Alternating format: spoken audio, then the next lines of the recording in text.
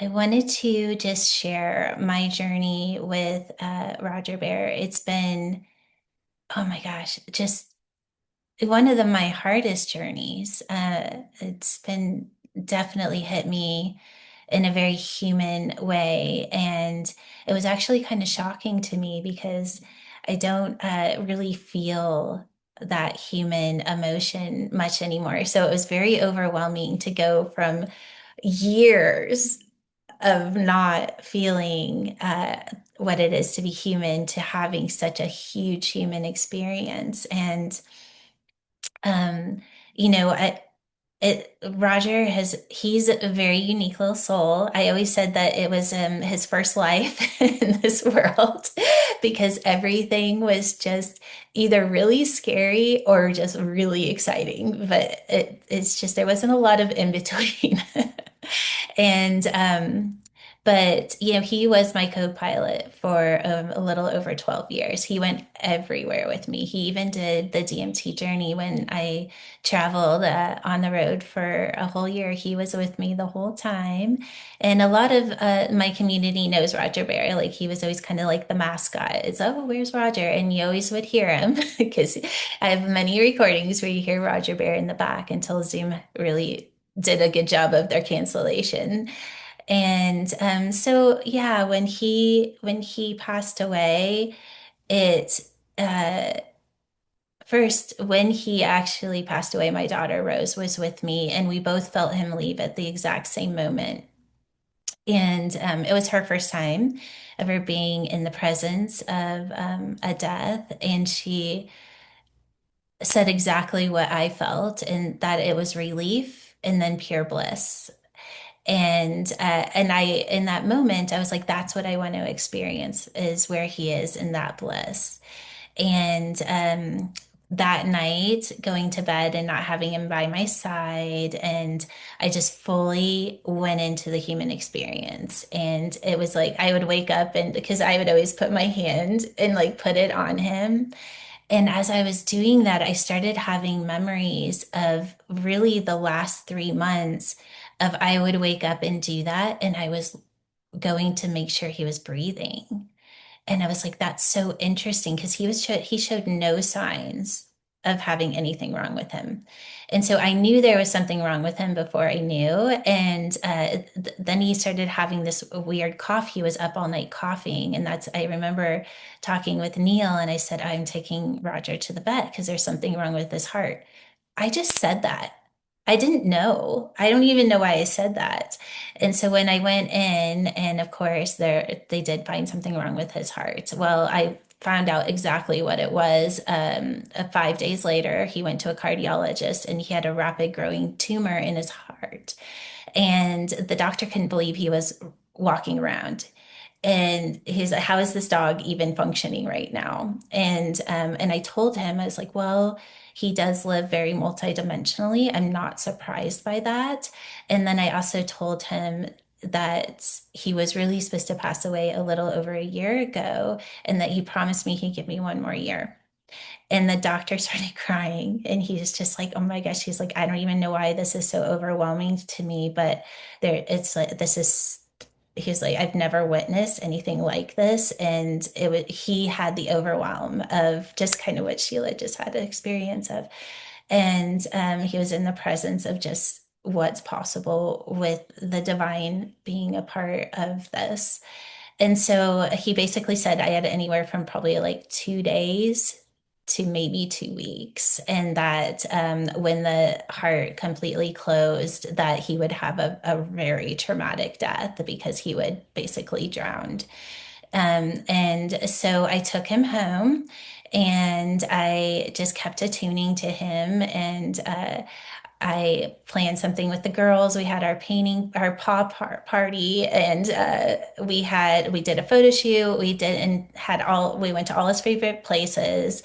And so he had this really beautiful day. And I hadn't really picked the day that I knew he would tell me the day that it was going to be. Well, I was driving home from my daughter's and he said, okay, tomorrow's the day. And so I kind of was like, okay, I'm going to just go to bed tonight. And then I wake up the next day. If it still feels that way, then that'll be the day. Well, and it was. And I told you what that was. So over this last, well, it's only been a little over a week now. Um, I'm going to be honest, I was a mess. Like and it wasn't even that, I just felt like the separation and it was almost like I felt like he was sad, right? And I was like, is it me that's sad? Is it him that's sad? And I went and got his ashes the other day.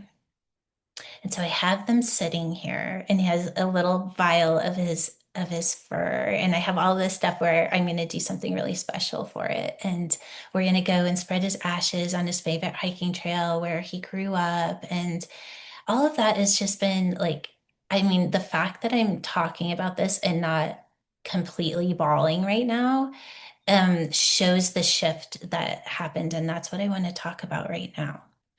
So yesterday, or actually it was a couple of days ago, he started to feel more human. And I don't mean human as in like us, but more like conscious, like a consciousness of human like. And I was like, that's really interesting. And but the separation and everything was still there. I mean, even yesterday, I think I cried all day.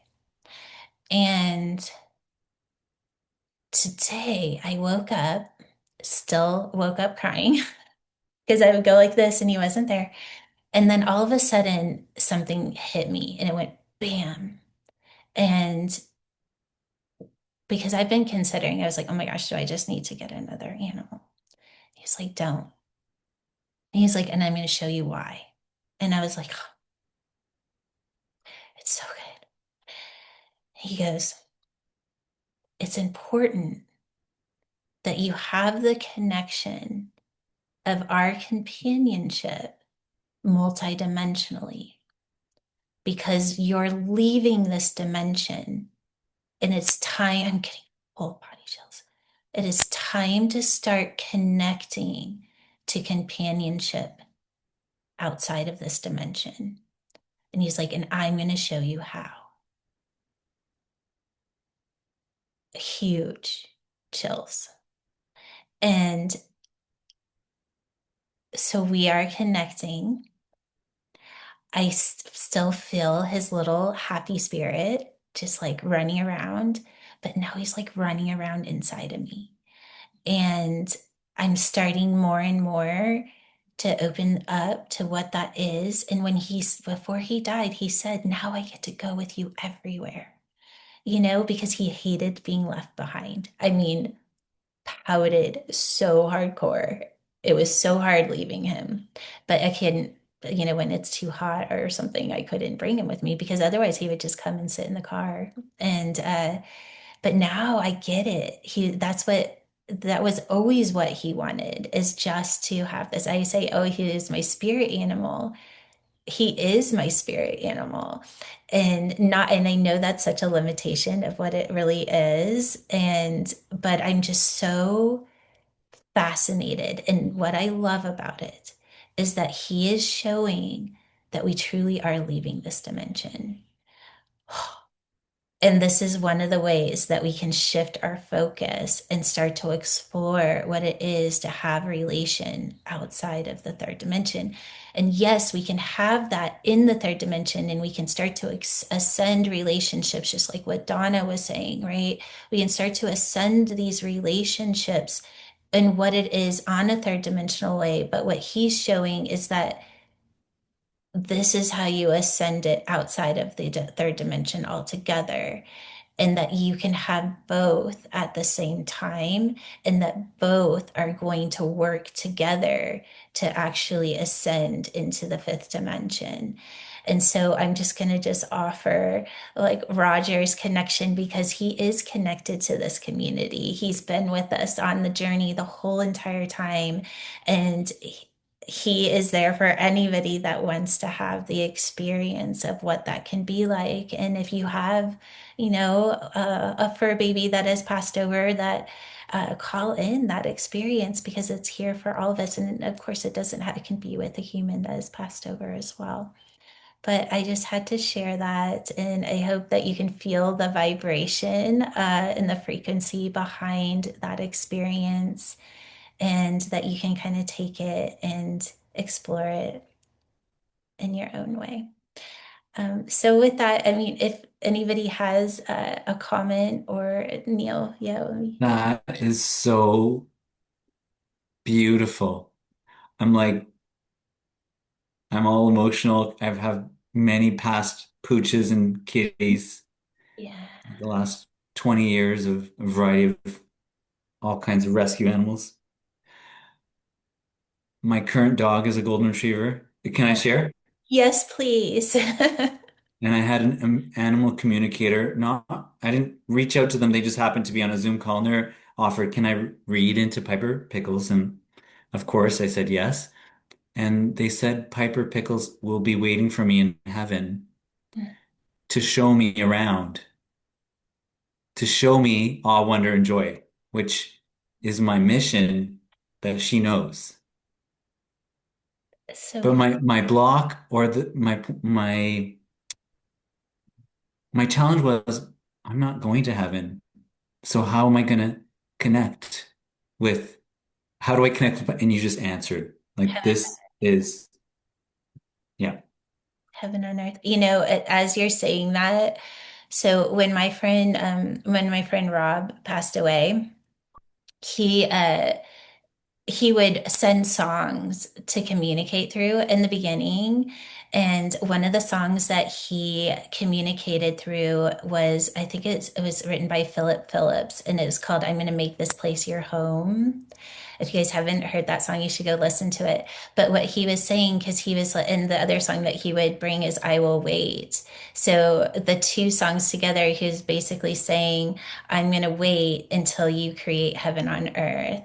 And I'm getting like such big chills as I say this, because I feel, you guys, I feel it happening. I really do. I don't know how to explain it, but my body knows it. I know that the shift is here. I know that we're going to start having this experience.